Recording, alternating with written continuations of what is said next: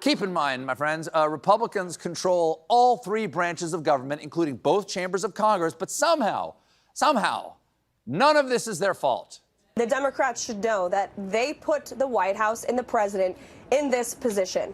And if they don't want further harm on their constituents back home, then they need to reopen the government. It's very simple. Keep in mind, my friends, Republicans control all three branches of government, including both chambers of Congress.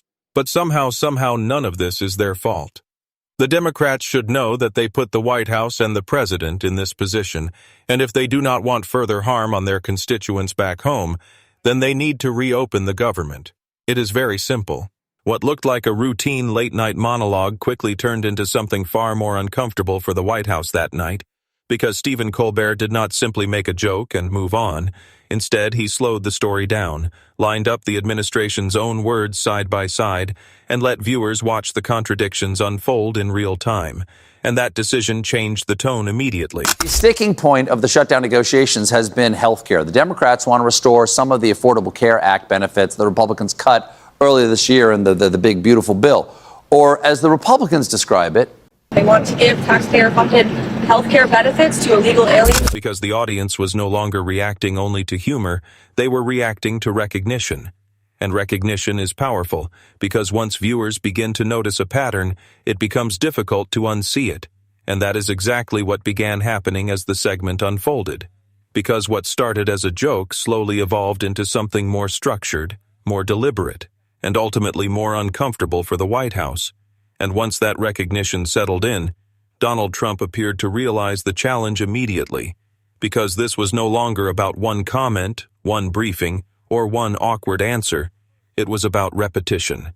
And repetition becomes dangerous when millions of viewers suddenly see the same pattern all at once. The spark came after Karoline Leavitt stepped to the podium again to smooth over comments that had already drawn backlash. The Democrats should know that they put the White House and the president in this position. And if they don't want further harm on their constituents back home, then they need to reopen the government. It's very simple. She delivered the explanation with speed and polished confidence, explaining that the president does not make decisions in a vacuum and that the situation involved a cumulative set of threats.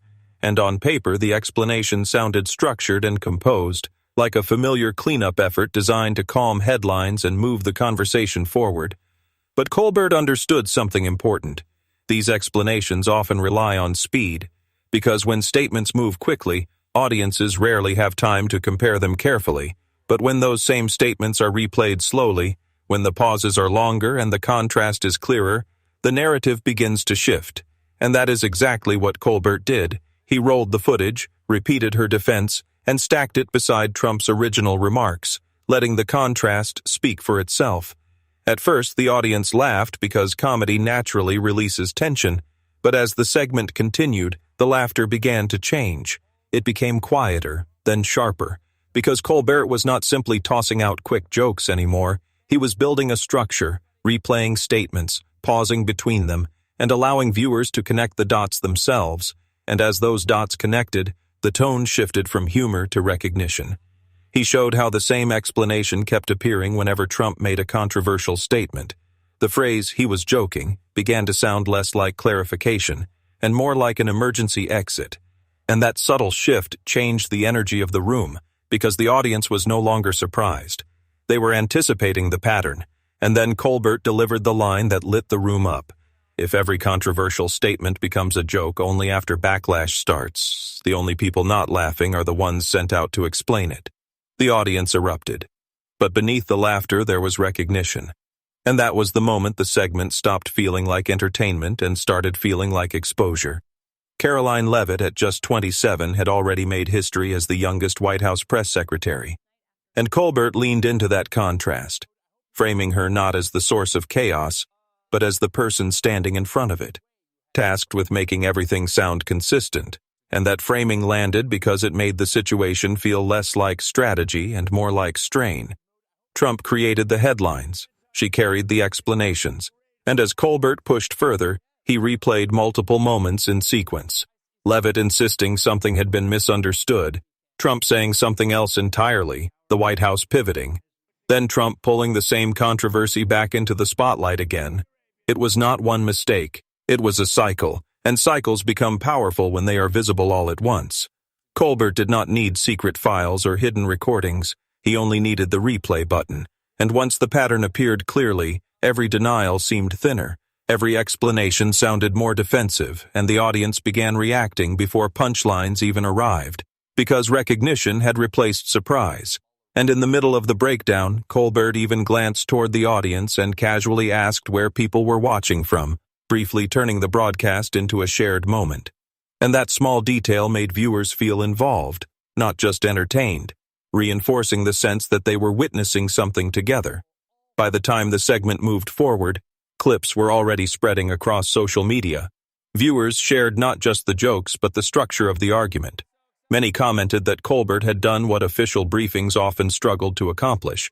He made the contradiction simple enough for ordinary viewers to follow, and that clarity helped the moment travel further. People who had not seen the original broadcast began seeing clips online, and repetition strengthened the framing. That may explain why Trump's reaction appeared sharp, because he has often challenged reporters and criticized headlines. But satire creates a different challenge. It reaches viewers who are not necessarily watching to be persuaded, and it turns repetition into memory. Once a joke becomes the frame, every response risks reinforcing it. And that is why the moment carried weight beyond a single night. It was no longer about one comment, one briefing, or one explanation. It was about a pattern that viewers could now see clearly, replayed in slow motion, framed with humor, and delivered in a way that lingered long after the laughter faded. As the clips circulated, discussion expanded. Some focused on communication strategy, others on messaging discipline, and many simply pointed to the repeated contrasts Colbert highlighted. The more the segment spread, the more the framing stuck. That is the unique power of satire. It does not always introduce new information, but reorganizes existing information into something easier to recognize. And once millions of viewers see that structure simultaneously, the moment becomes larger than the broadcast itself. What began as a routine monologue evolved into something more deliberate, more structured, and ultimately more impactful. Humor guided the audience through contradictions, but recognition gave the segment its weight, and by the time the laughter faded, the pattern remained, turning one late-night moment into a narrative that continued long after the show ended. And that is how a single segment transformed from comedy into commentary, from punchlines into perception, and from a brief moment into a lasting frame that shaped how viewers interpreted the story moving forward. Because once audiences begin to see the repetition, every new comment becomes part of the same pattern. Every new explanation becomes another example, and every reaction adds momentum to the narrative. And that is when satire stops being temporary entertainment and starts becoming part of the broader political conversation. A conversation shaped not just by facts or statements, but by recognition, repetition, and memory. And by the time the moment faded from television screens, it had already taken on a second life online, spreading across platforms, discussed in clips, shared in fragments, and remembered not just for the jokes but for the structure that made the contradictions visible. And that is why the segment carried weight beyond the laughter, because it slowed the story down just enough for viewers to connect the dots themselves. And once they did, the conversation shifted from isolated comments to a larger pattern that felt impossible to ignore.